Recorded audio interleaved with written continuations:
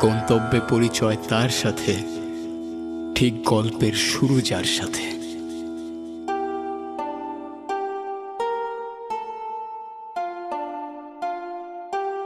কিন্তু সে কে?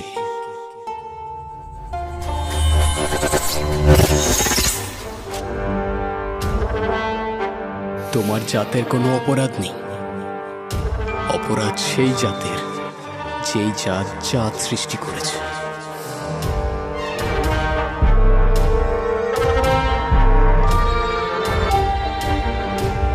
প্রশ্ন আছে অনেক, আর উত্তর এই গল্প।